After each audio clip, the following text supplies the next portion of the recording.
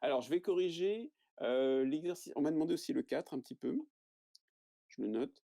L'exercice 4 des révisions. En fait, je vais pas vraiment le corriger, c'est que j'ai commencé à corriger ce que vous m'avez rendu là. Je vais essayer de le faire rapidement pour que vous l'ayez, donc n'hésitez pas à me le rendre, hein, tout le monde, parce que c'est un bon entraînement pour le DS.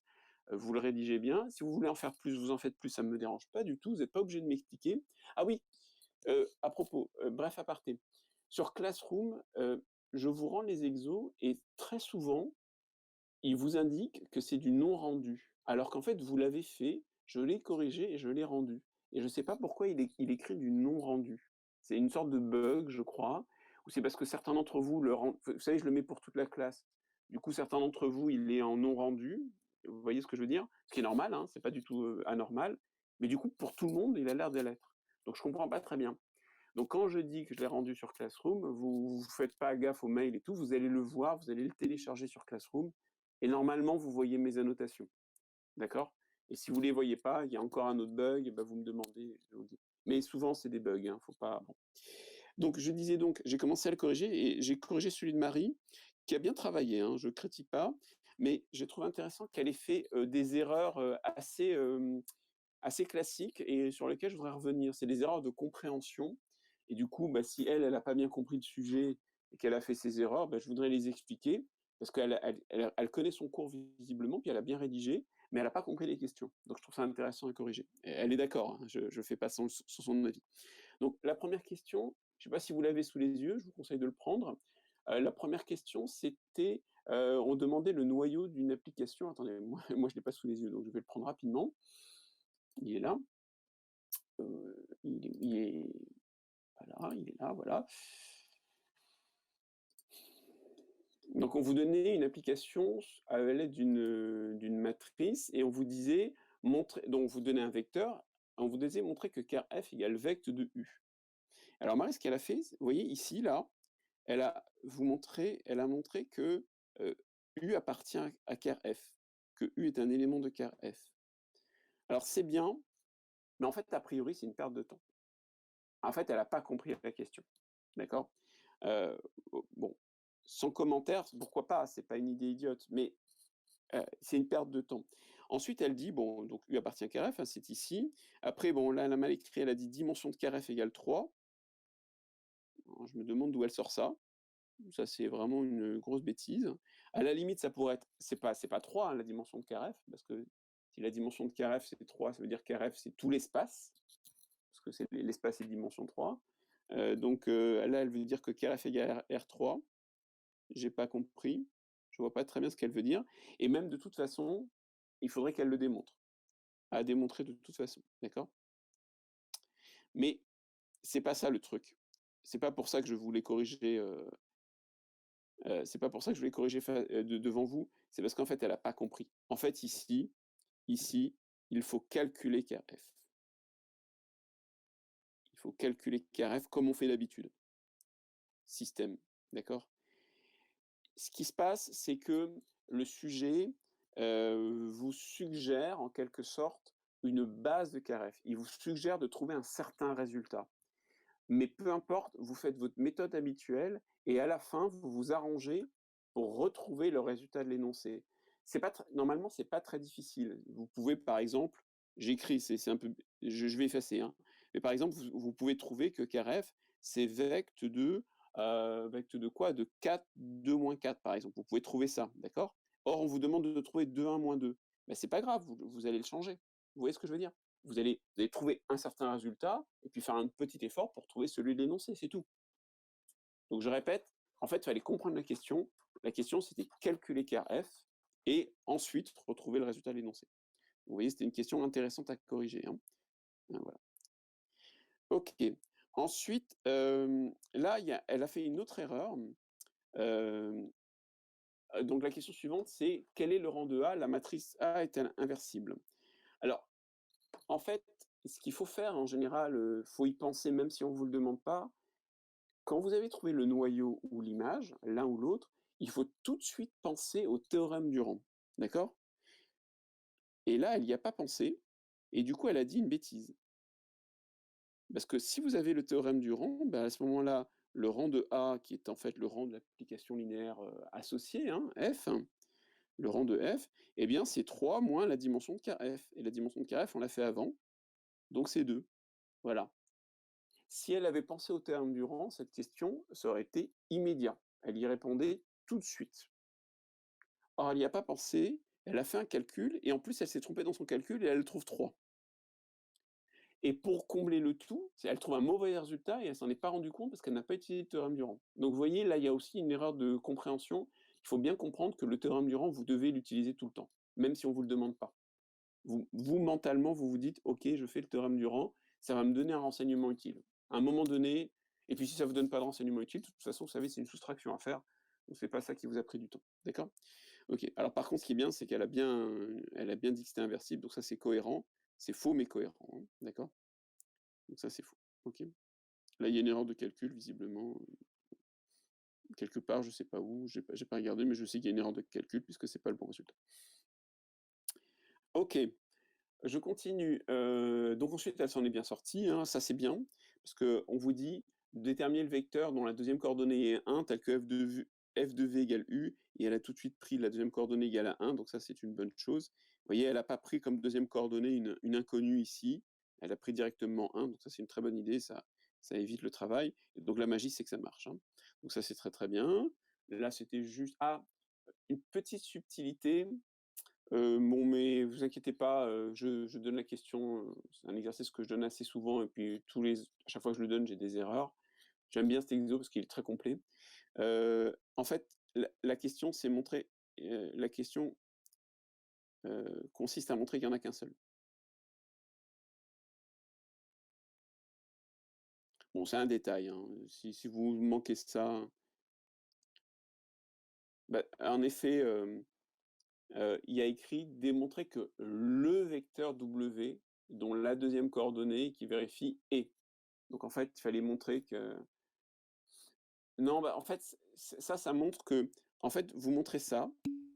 Oui, oui, on peut faire un produit matriciel, hein, mais ou comme votre camarade a fait, les 2 sont bien. Mais le problème, c'est que vous montrez que juste que f de W égale V, mais vous montrez pas que c'est le seul. Il manque l'unicité.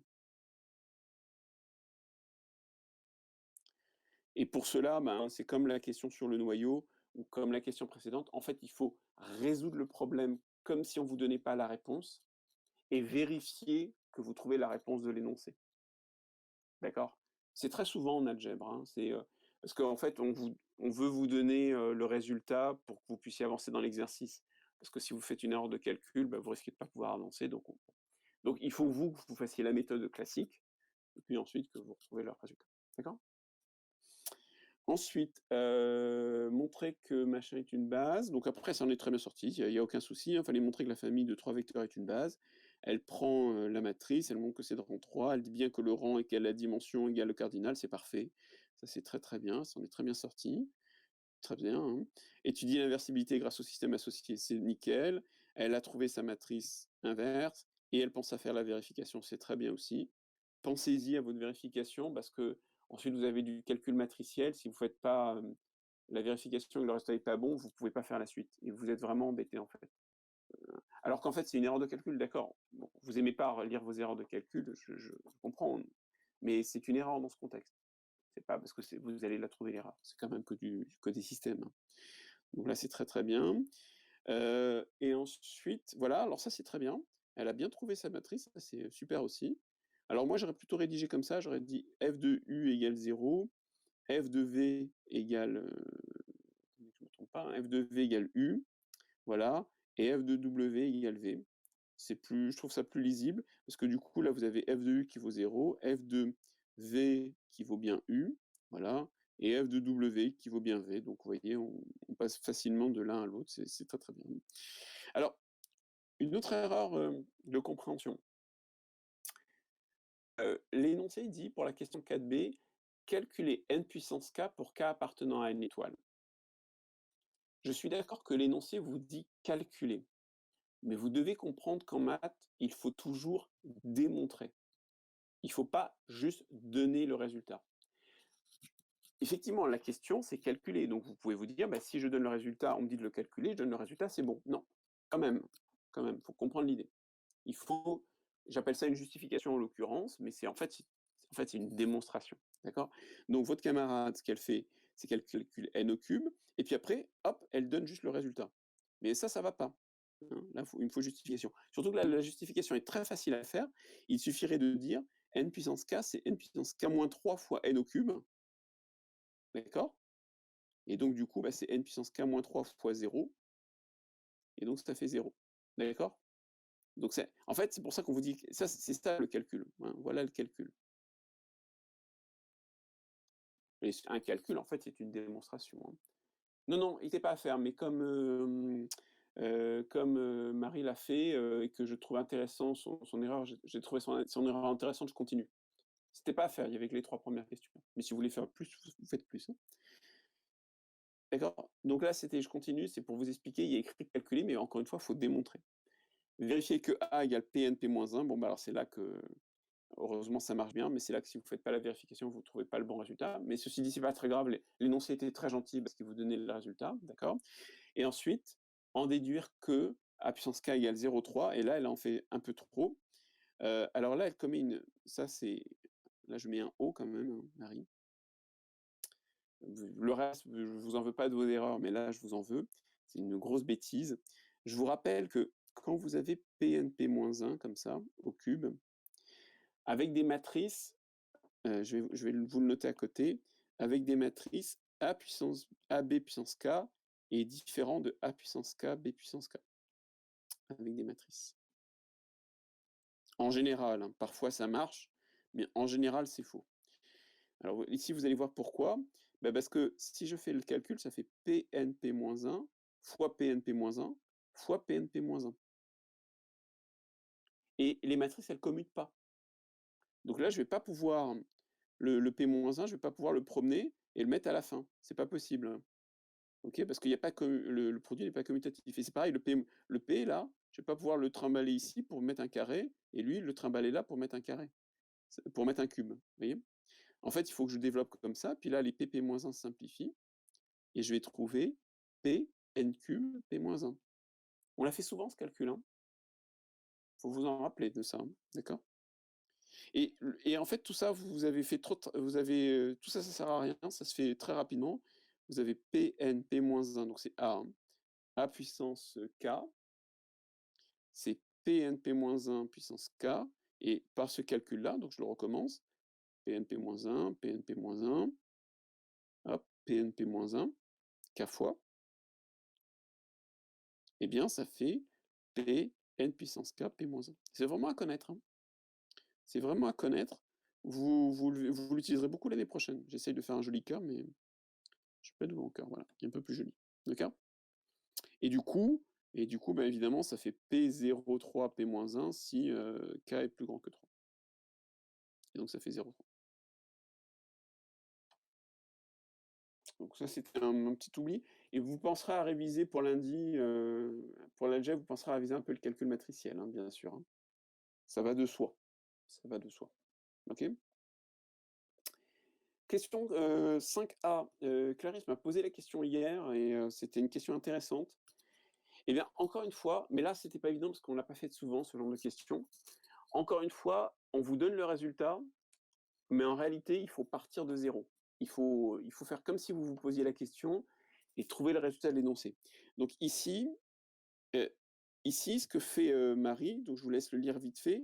En fait, elle montre que Cn est un sous-espace vectoriel, elle le montre en 3 points, il est non vide, il est stable par le produit scalaire et par le produit et le produit par un scalaire, la somme et le produit par un scalaire. D'accord, et alors?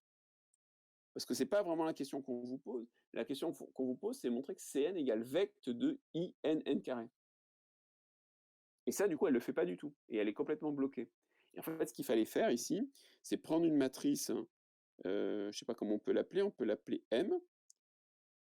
Hop, et voilà, je prends une matrice DEF, GHI, et puis j'écris que NN égale NM.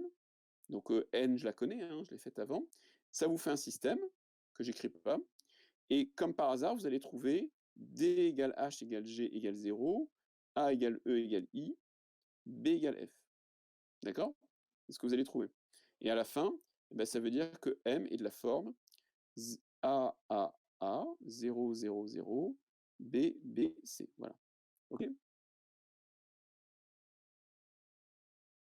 Bah, c'est tout ce qu'on vous demande. On vous demande que Cn égale vecte de INN carré. Qu'est-ce que vous voulez que je vous dise? Vous savez pas quoi en faire, vous l'encadrez. Voilà, c'est tout. Clarisse, c'est pas une question sérieuse. Vous voulez répondre à Clarisse ou je suis obligé d'y répondre?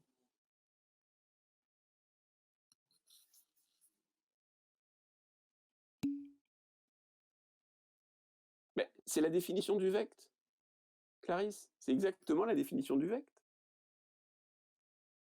Le vecte, c'est l'ensemble des combinaisons linéaires. Qu'est-ce que vous voulez que je vous dise? Voilà, voilà. Et du coup, on trouve, parce que n carré, vous le calculez à la main, puis vous trouvez que ça fait ça. Hein, d'accord? Voilà. Et comme il y a équivalence, eh bien, on vient de prouver, voilà. On vient de prouver le résultat. OK? Pour la question B, en déduire que bon, son calcul est nickel, hein, vous pourrez chercher. Et du coup, eh bien, et du coup, si vous avez M, alors attendez, qu'est-ce que je fais? M appartient à CA, ça veut dire que, donc c'est la question précédente, hein, Pm-1 MP appartient à Cn, ça veut dire que P-1 MP, comme il est dans Cn, eh bien, je peux recopier ça. Ça fait AI plus Bn plus Cn carré. Et là, je vais multiplier à droite par P et à gauche par P-1. Donc là, ça va simplifier.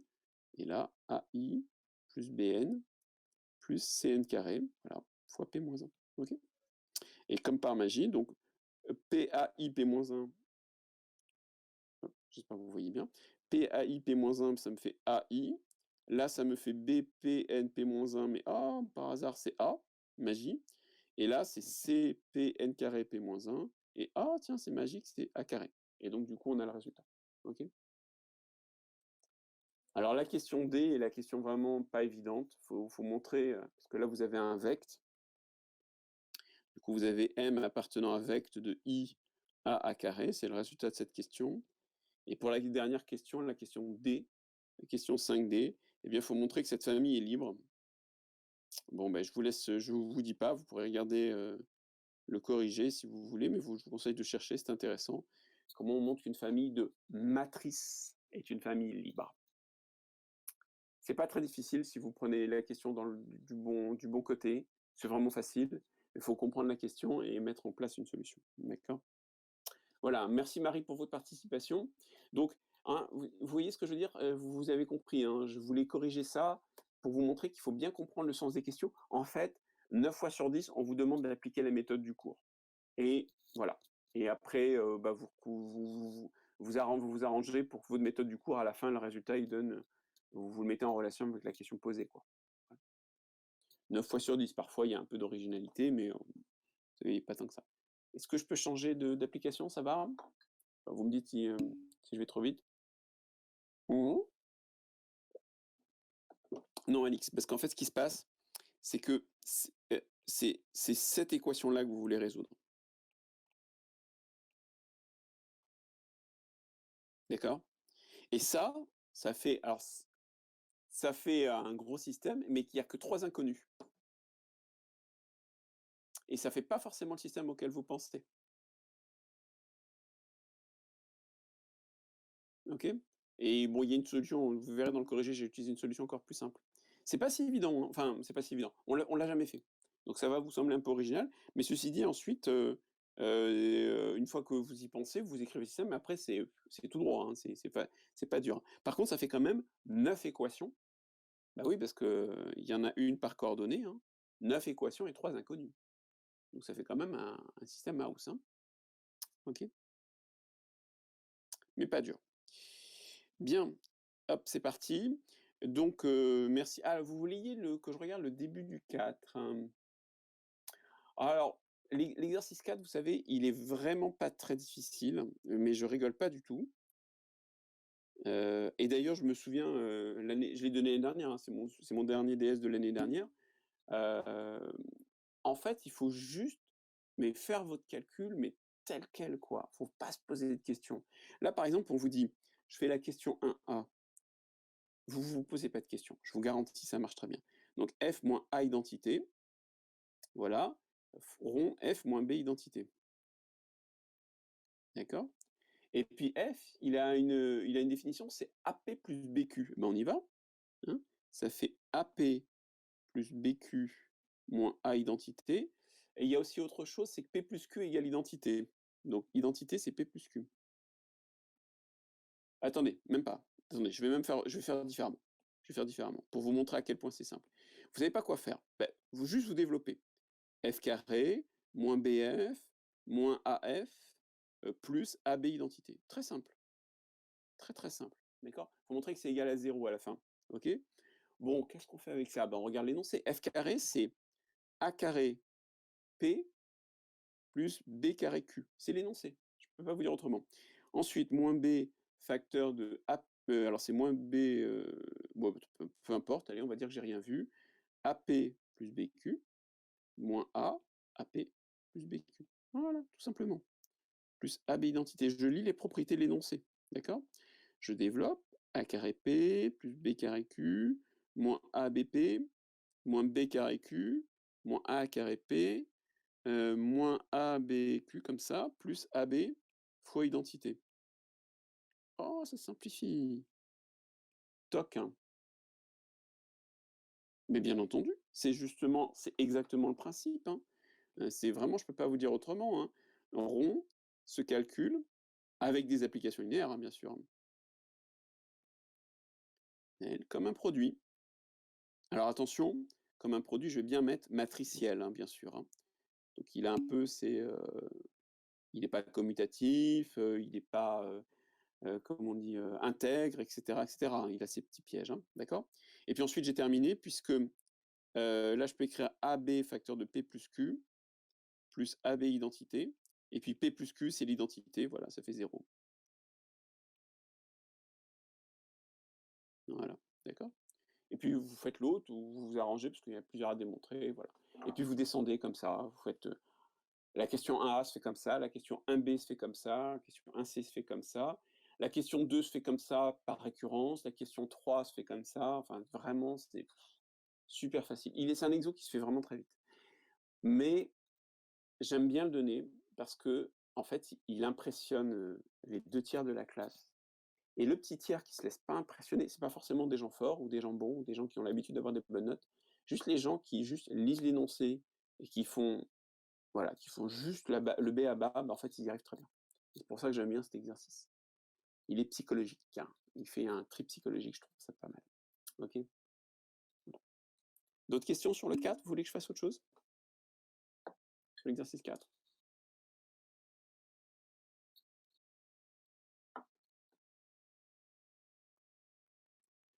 Et alors, on m'a demandé aussi, si vous avez des idées en cours de route, vous parlez, hein, je ne vous interromps pas. On m'a demandé aussi l'exercice 31 et l'exercice 33. D'accord? Et je suis content que vous m'ayez demandé le 33, Juliette, puisque j'avais l'intention de le corriger. Je l'ai peut-être donné, je ne me souviens pas, mais voilà. Alors, on fait l'exercice 31. Alors, donc vous avez f qui est associé à la matrice, alors 3, 0, 1, moins 1, 2, moins 1, 1, 0, 3. D'accord? Et puis ensuite, on vous donne une base. On vous donne la base. Donc ça, c'est dans la base canonique, hein. Voilà. Et puis on vous donne une autre base que je vais appeler B, très originale, qui est la base, donc 1, 0, moins 1, 0, 1, 1, et enfin 1, 0, 1. Et on vous demande, la question qu'on vous pose, c'est la matrice de F dans cette nouvelle base. Alors, il faut savoir, je vais tout de suite le dire, hein, et je vais vous donner la méthode que vous verrez en SPE, hein, Marc. En SPE, on verra que, vous verrez que vous prenez la matrice P, qui est la matrice de la base B, d'accord? C'est la matrice, voilà. Donc ça va faire 1, 0, moins 1, 0, 1, 1, 1, 0, 1, voilà. Toc, toc, toc, c'est bon. Normalement, je ne me trompe pas. Celle-là, je vais l'appeler A. Et vous verrez l'année prochaine que la matrice dans la base B de F, c'est, ben alors attendez, je réfléchis juste 2 secondes parce que je veux pas me tromper. Heu,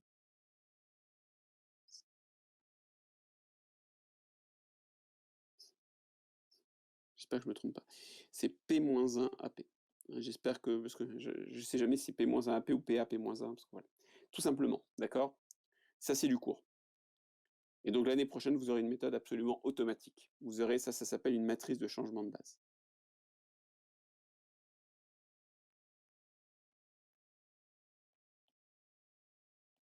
Voilà. Donc je voulais vous le montrer. Bon, vous évidemment cette année vous faites pas comme ça, c'est pas au programme, puis vous oublierez, j'espère. Mais c'était pour vous montrer qu'en fait, il y a pas vraiment cet exercice, n'est pas très intéressant en soi, parce que c'est juste une application d'un cours que vous aurez, qu'on n'a pas fait cette année, que vous ferez l'année prochaine. Pour moi, l'intérêt, si vous voulez, c'est juste de vérifier que vous avez compris le cours de cette année. Alors, a priori, qu'est-ce que vous devez faire? Vous avez ici 3 vecteurs U1, U2, U3. La première chose que vous avez à faire, c'est de calculer f de U1, f de U2 et f de U3. Et comment vous allez le faire? Ben, vous le faites par un produit matriciel. Vous devez comprendre tout ça. Vous devez, ça doit être une sorte de réflexe, d'habitude, hein. Vous devez, voilà, penser tout de suite à faire ça. Donc là, si je fais mon calcul, je vais trouver, vous me corrigez, 2, 0, et là, -2. D'accord? On calcule f de U2. Alors, on est parti. Je trouve, dites-moi, je trouve 4. Non, je trouve 1, pardon. Ensuite, je trouve, 2 et ensuite je trouve 3. 1, 2, 3, ça va? Et f de U3, je vais trouver, 4, 0 et encore 4. Vous êtes d'accord avec moi? Non, je me suis trompé.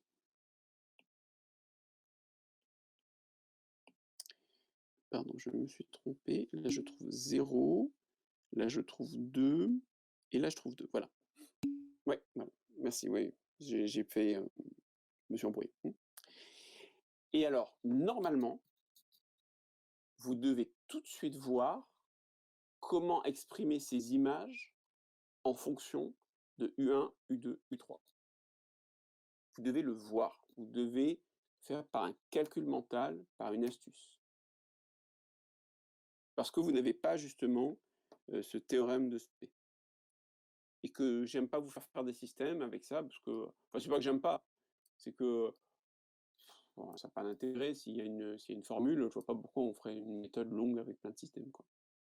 Alors, est-ce que vous voyez f de U1, ce que ça va donner dans la base U1, U2, U3? Est-ce que vous voyez ça? Je vous écoute. Oui, très bien, voilà, bravo, hein. Ça, c'est 2 U1, ça, c'est 2 U2 et ça, c'est 4 U3.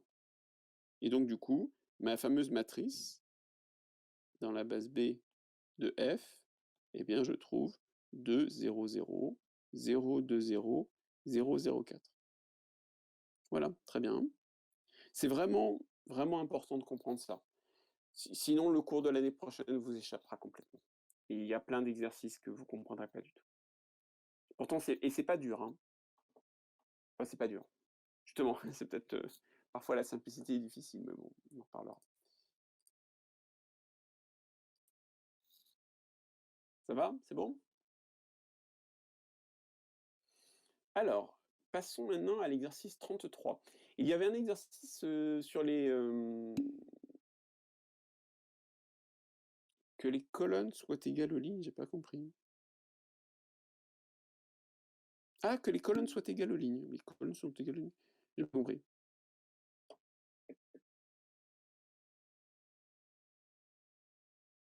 Je vois pas de quoi vous parlez. Les colonnes soient égales aux lignes. Les colonnes ne sont pas égales aux lignes. C'est 1 égale à 1, non? Je suis pas d'accord. Ah, non, non, mais elle est mieux que ça, Clarisse. Elle est diagonale. Elle est diagonale. Et ça, c'est pas un hasard. C'est parce que justement, on a appliqué un processus qu'on appelle justement la diagonalisation. Et la diagonalisation consiste à faire un calcul pour trouver cette base-là. La diagonalisation, c'est trouver la base dans laquelle cet endomorphisme va avoir une matrice diagonale. D'accord? Et c'est trouver la base sur le chemin. Et c'est ce travail de diagonalisation qu'on va vous enseigner l'année prochaine et qui est en fait la raison profonde pour laquelle vous étudiez beaucoup les matrices on étudie, enfin, il y a plein de calculs qu'on fait parce qu'on peut diagonaliser, en particulier les puissances de matrice. Calculer les puissances de ça, c'est pas facile. Calculer les puissances de ça, c'est trivial. Et heureusement, il y a un lien simple entre les deux puissances. Et donc, c'est pour ça qu'on fait tout ça. D'accord? Voilà.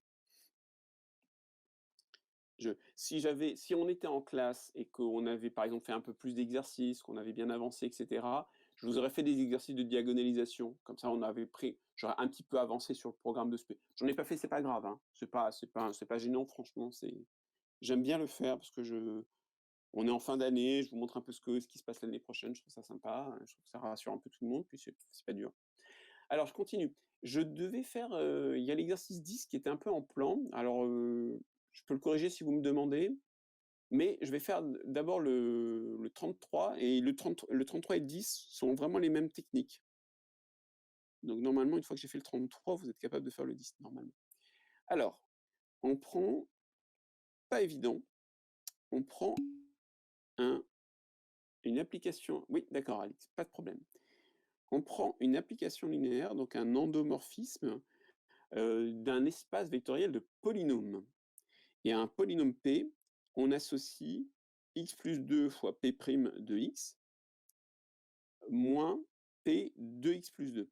Alors, faites attention, je ne sais pas si vous avez fait l'erreur, Juliette. Là, c'est un produit, donc c'est l'un fois l'autre, alors que là, c'est une composée. Faites attention, ça ne se lit pas pareil, même si ça s'écrit de façon très très similaire.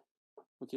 Bah oui, parce que le problème, si vous voulez, c'est que si j'écris ça, là c'est f de x plus 2, alors que si j'écris ça c'est mal écrit. C'est x plus 2 fois f, mais en fait c'est mal écrit parce qu'il manque le f de x. Et le problème, c'est qu'avec des polynômes, il y a plein de gens qui font ça. Et donc je le fais aussi pour vous le montrer, mais c'est pas bien. Hein. Normalement, il faut que j'écrive comme je l'ai fait là, avec le p' de x. Okay. Première question, montrer que f est un endomorphisme de R4 de x. Alors, il y a deux choses à montrer.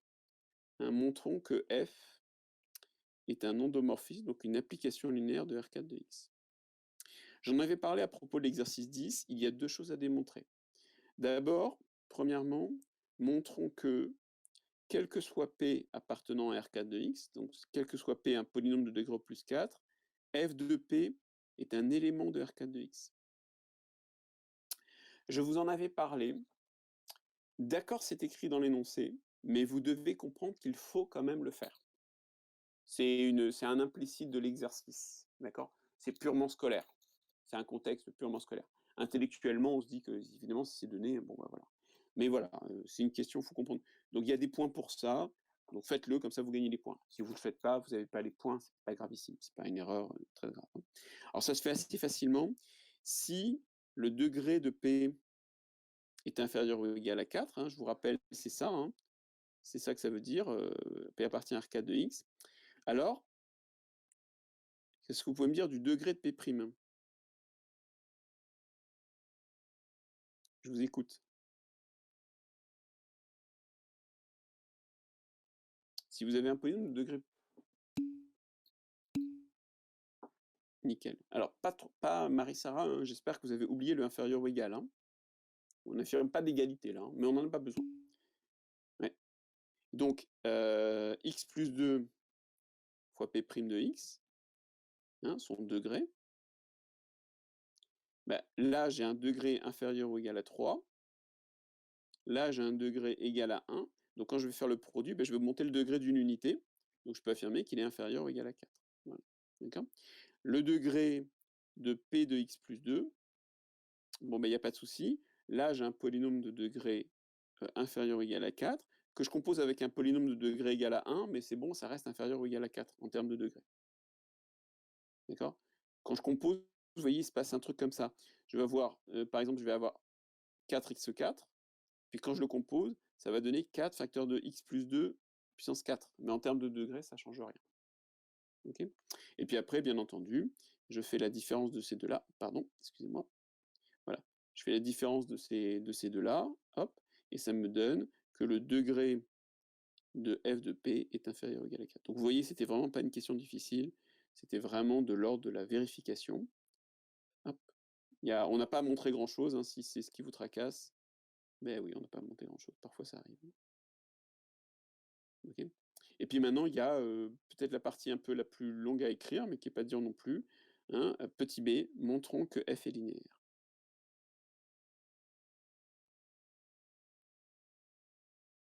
Alors, vous connaissez, j'espère. Hein, c'est vrai qu'on l'a pas fait beaucoup, mais je ne sais pas, vous vous en rappelez. Donc je prends deux polynômes.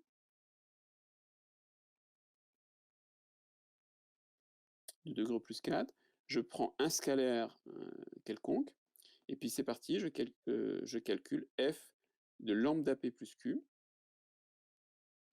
Donc je prends l'expression, donc ça me fait x plus 2 facteur de lambda p plus q prime de grand X, voilà, moins lambda p plus q, hop, de x plus 2, voilà. Et puis ensuite, eh bien, j'utilise mes règles de calcul usuelles, il n'y a pas grand chose à dire. La dérivée de lambda p plus q, bah, c'est lambda fois la dérivée de p, plus la dérivée de q, comme ça. J'avance mon calcul un peu rapidement. Et puis là, bon, bah, il n'y a rien à dire de particulier, c'est les règles de calcul usuelles sur les fonctions. Voilà. Puis vous remettez en ordre ce qui se remet en ordre, c'est pas très difficile. Et vous avez bien lambda f de p plus f de q. Ce qu'il fallait démontrer. Je vais peut-être un peu vite, mais je vous assure qu'il n'y a rien. Il n'y a rien du tout. Enfin, vous pouvez me poser une question, parce qu'il n'y a rien, mais peut-être que quelque chose vous échappe. Mais normalement, lorsque vous le lirez à tête reposée, vous n'aurez pas de problème. Ok. Alors, le vrai intérêt de cet exercice, c'est la question 2, à partir duquel ensuite toute la suite est très très simple. Donner la matrice de f dans la base canonique de R4 de x. Alors cette base canonique, je vous rappelle que elle s'écrit 1, x, x2, x3, x4. Je vous rappelle que R4 de x est un espace vectoriel de dimension 5, et vous avez les 5 vecteurs de sa base canonique à lui. Donc c'est les monômes simplement de degré de 0 à 4. D'accord ? Et donc on va calculer ce qu'on a fait à l'exercice précédent. Hein. Vous devez calculer, alors faites bien attention. Moi j'ai des collègues qui notent ce 1, si ça vous intéresse, qui notent ce 1 comme ça, avec une double barre, pour bien montrer que ce n'est pas le nombre réel 1, c'est la fonction qui est égale à 1. C'est ça qu'il faut comprendre. D'accord ? Ce truc-là, c'est la fonction qui est égale à 1. Donc quand j'écris f de 1, c'est pas le f de 1 de sinus de 1 ou de exponentielle de 1, c'est je vais remplacer p par la fonction égale à 1. Ça roule? On y va. Quelle est sa dérivée du coup? Quelle est la dérivée? Qu'est-ce que je vais mettre pour p'?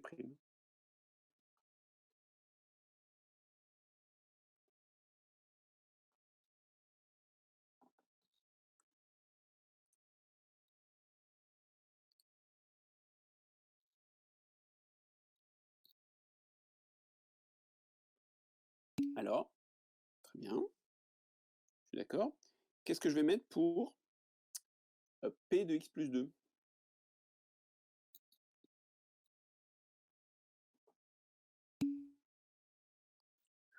Bravo.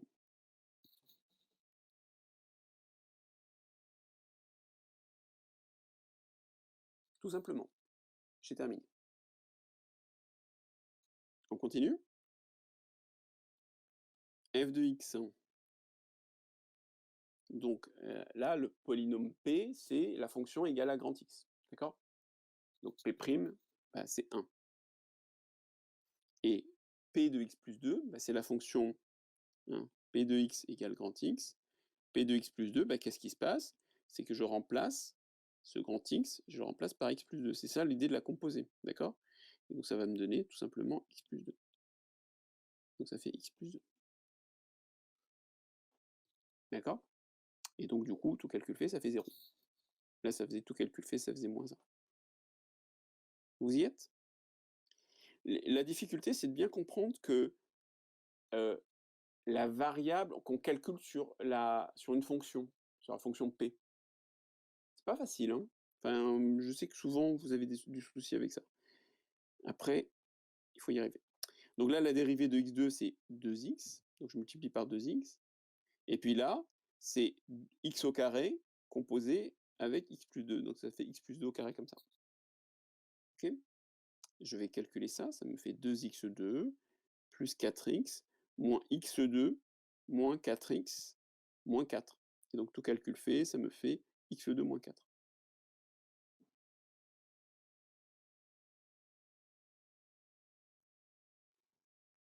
Allez, je termine mon calcul sans trop commenter. J'espère que vous avez compris. Sinon, vous me demandez, comme d'habitude.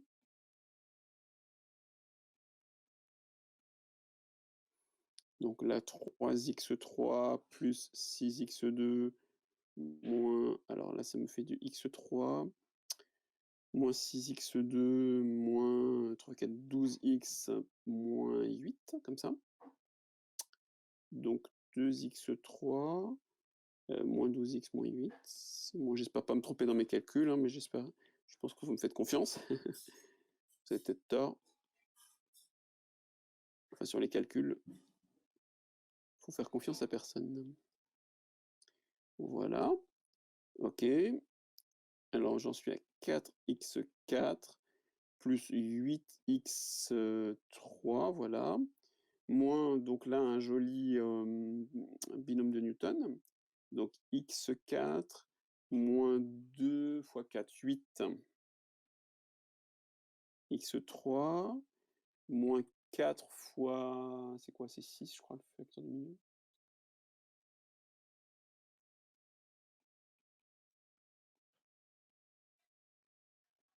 C'était bien 6. 6 fois 4, 24. Hop. Ensuite, 4 fois... Combien? 4 fois 8, 32. Voilà. Et après, 2 puissance 4, 64. Voilà. Donc 3x4, ça simplifie, moins 24x2. Ah, pardon, c'est 32x. Alors, je suis obligé de faire tout ça. J'ai pas le choix, puisque j'ai ma fameuse matrice dans la base canonique à calculer. Et là, j'ai mes 5 fois 5, j'ai 25 coefficients à balancer. Vous voyez, j'avais tout ce travail à faire. Alors, vous avez tout sous les yeux, je vous attends. Quelle est la première colonne? On y va.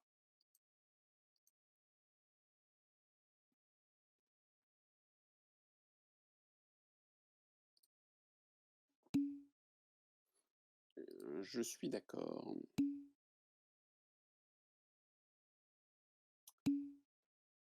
Quelle est la deuxième colonne? Elle est facile, celle-là. Très bien. Continue. Troisième.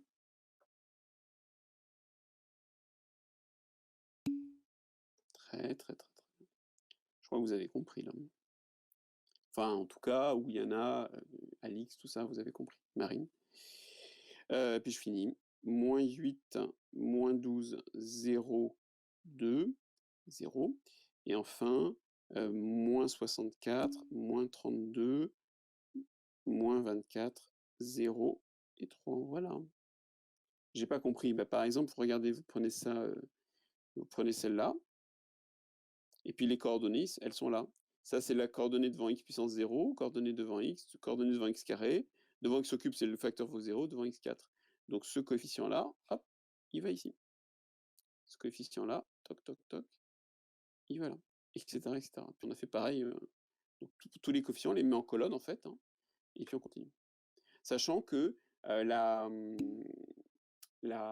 base canonique, elle va dans l'ordre des puissances croissantes. Si vous mettez ça dans l'ordre des puissances décroissantes, bon, évidemment, vous commettez une erreur, vous ne donnez pas la bonne matrice. Ceci dit, ça va Bon, donc vous perdez des points sur cette question, mais normalement, ça change pas grand-chose pour la suite, puisqu'après on vous demande le rang, le noyau, l'image, et normalement vous allez trouver quand même les bonnes réponses, hein. D'accord? Alors, c'est là que j'aimerais bien que ça se fasse en, 3 lignes. Voilà. Déterminer le rang, le noyau et l'image de f. Alors plus de 3 parce qu'on va donner les justifications. D'abord le rang. Est-ce que vous voyez le rang de cette application linéaire? Dites-moi.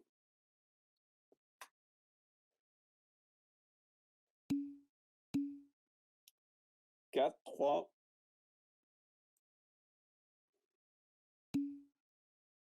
3. Ah! Alix se range à la vie de Marine. Ah non, 4. Donc là, visiblement, ça a l'air d'être 3,5. Ah! 4, 4, oui. Moi, je suis entièrement d'accord et je trouve que ça se voit et que ça nécessite strictement aucune justification. Le rang, c'est évidemment 4, je suis tout à fait d'accord. Là, vous avez une jolie matrice triangulaire supérieure avec un seul 0 sur la diagonale qui est juste ici. Si vous écrivez le système, vous allez trouver x5 égale 0, x4 égale 0, x3 égale 0, et puis x1 égale 0, puis pas x2. Hein, donc voilà, enfin, bon, je pense qu'il n'y a rien de spécial à dire, hein, d'accord? Donc ça veut dire, pardon, qu'est-ce que ça veut dire? Bah, ça veut dire que cette famille-là, de 4 colonnes, c'est une famille libre, et donc là, le rang, c'est 4. Évidemment, celui-là, je le vire quand je calcule le rang, je m'en fiche parce que c'est des zéros. Ouais, j'ai rien d'autre à dire. Est-ce que vous voyez, sans aucun calcul, mais on va quand même justifier, le noyau de f? Donc je vous rappelle, hein, que le noyau de f, sa dimension, c'est vrai que j'oublie de le faire, enfin j'oublie de vous dire que je le fais, mais je fais que c'est la dimension de car f, c'est combien la dimension de car f ici?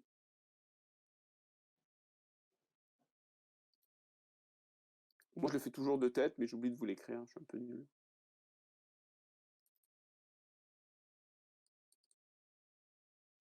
Alors,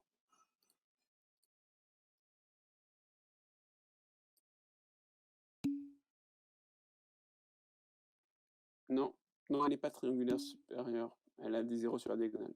Mmh.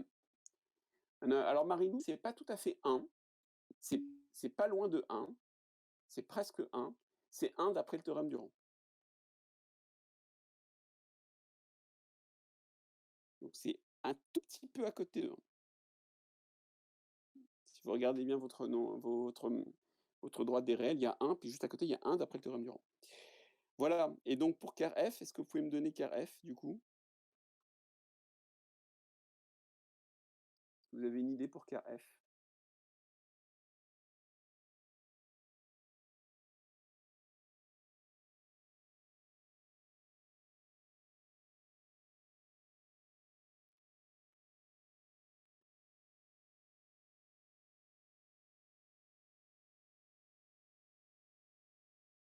Alors,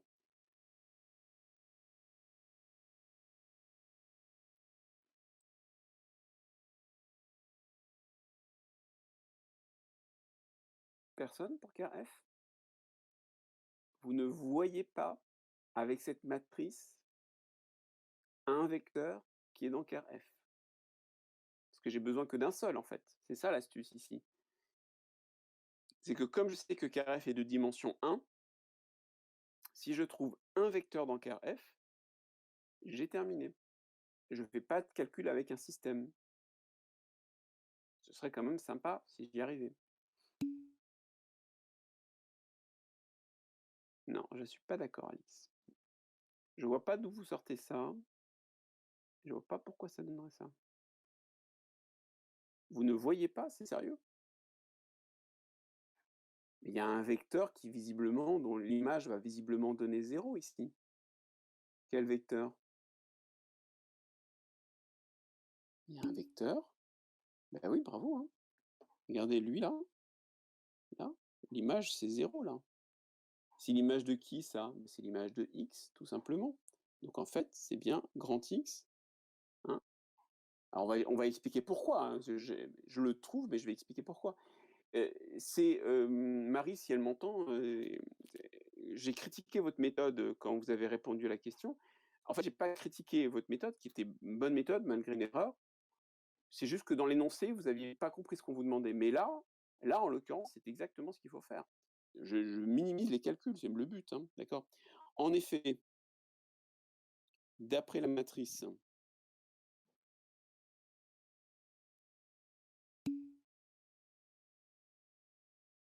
d'après la matrice de F, j'ai bien f de grand X qui vaut 0, 2 plus car f pardon, pas car f, la dimension de car f vaut 1.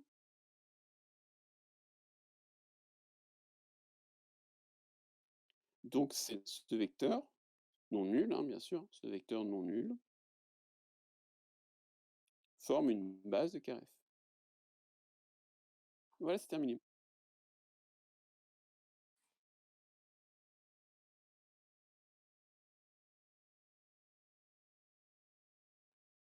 Voilà. Et enfin, est-ce que vous voyez une base de IMF?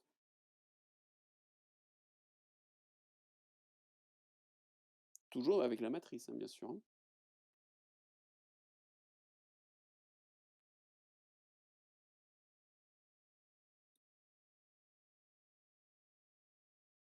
Vous pouvez alors c'est peut-être un peu long à dire, mais j'espère que vous voyez que les 4 autres là, lui et lui, vont former la base de IMF. Alors évidemment, c'est évident que ça forme une famille génératrice, hein, il n'y a pas de souci. Ça, c'est simplement, attendez, j'en ai mis un de trop. Voilà. Alors, il n'y a pas lui, justement, il n'y a pas f de x, puisque justement son image vaut 0, donc c'est pas la peine de le mettre. Et voilà. Alors, ça, c'est évident que c'est une famille génératrice, c'est le cours, ce qu'il y a le plus standard. Mais comme la dimension de IMF vaut 4, cette famille génératrice de 4 vecteurs, je parle de son cardinal, hein, c'est une condition importante. Cette famille génératrice de 4 vecteurs. Alors, excusez-moi, je suis allé tellement vite, j'écris un peu trop vite là, il faut que je ralentisse. J'ai oublié de dire que donc, comme dimension de IMF égale 4, virgule, cette famille génératrice de 4 vecteurs est aussi une base de IMF. Et voilà, j'ai terminé. C'est le cours, hein. J'ai une famille génératrice dont le cardinal est égal à la dimension, donc automatiquement elle est libre, et donc automatiquement c'est une base. Voilà, c'est terminé. L'exercice est fini.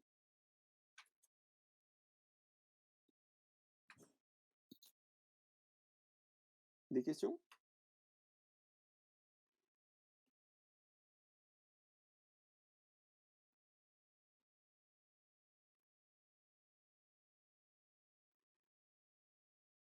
Je ne l'ai pas écrit, mais là vous pouvez écrire, hein, vous pouvez expliciter ces polynômes si vous voulez. Bon, ici c'est pas très important, parce qu'on a fait tout le travail juste avant.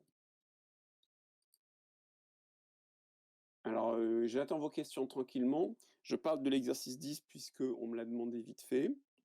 Alors l'exercice 10, au moment où je l'ai donné, j'avoue que c'était un exercice un petit peu difficile. Maintenant que vous avez, les matrices, il se fait vraiment facilement, d'accord? Alors, c'était l'application linéaire phi de R, enfin pas facilement, mais je trouve qu'on comprend très bien ce qui se passe. Moi, je trouve, hein. Et il y a un polynôme en associé p de x-1, donc c'est l'opérateur de décalage. On décale d'un cran vers la gauche. P de x-1, OK? Alors, montrer que c'est un endomorphisme. Bien, eh bien, vous faites comme ce qu'on a fait avant, hein. Phi est un endomorphisme. J'ai juste 5 minutes, alors je ne vais pas tout faire, mais si vous avez des questions, j'y réponds. Donc il faut faire un quel que soit P appartenant à Rn de x. Donc si P est degré plus petit que n, phi de P est aussi plus petit que n. Vous regardez ce que j'ai fait avant, et c'est pareil, c'est la même méthode, hein, il n'y a pas grand-chose à dire en fait, hein. Et puis ensuite la linéarité. Puis la linéarité.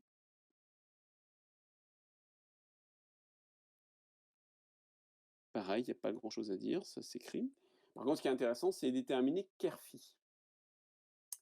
Alors moi, ce que je trouve intéressant, Après chacun ses méthodes. Ce que je trouve intéressant, c'est d'essayer d'écrire la matrice de phi dans la base canonique.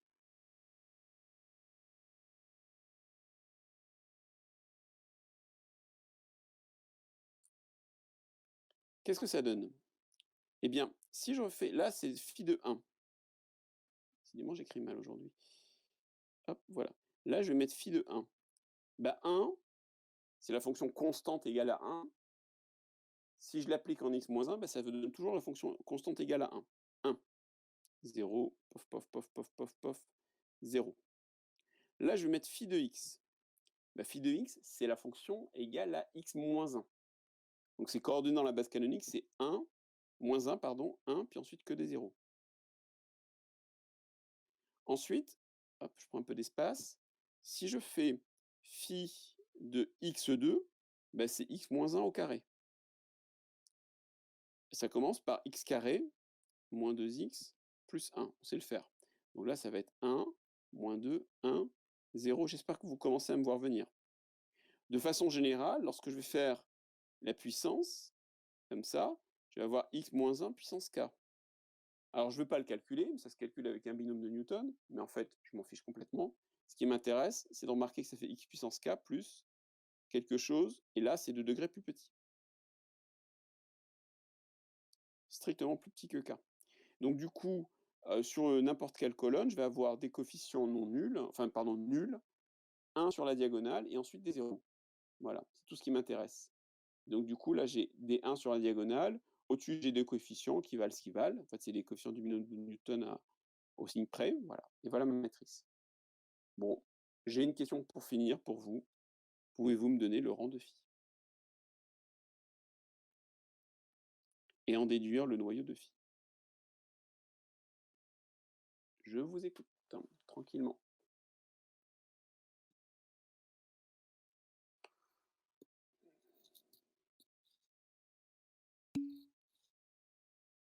Le rang de phi, c'est 1. Ça veut dire que toutes les colonnes sont proportionnelles, ou il y en a? Ça n'a pas l'air. Alors Mathieu, vous voulez pas dire n? K? Non, k n'est pas un paramètre du problème. Je ne vois pas où il y a de k dans l'énoncé. C'est moi qui ai introduit k. Ça me faisait plaisir. Donc, vous ne pouvez pas me répondre k. On recommence. Voilà, Mathieu, bravo. N plus 1. Effectivement, hein, vous avez bien corrigé votre erreur. Rn de x, il y a n plus une colonne, là, je vous rappelle. Hein. N plus une colonne. Effectivement, vous avez une matrice. On va donner la justification. Hein. On a une matrice triangulaire sans 0 sur la diagonale. Donc elle est inversible.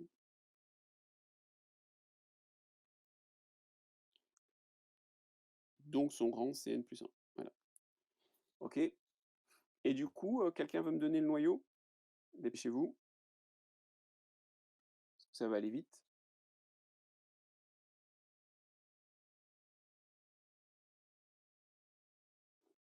Tic, tac, tic.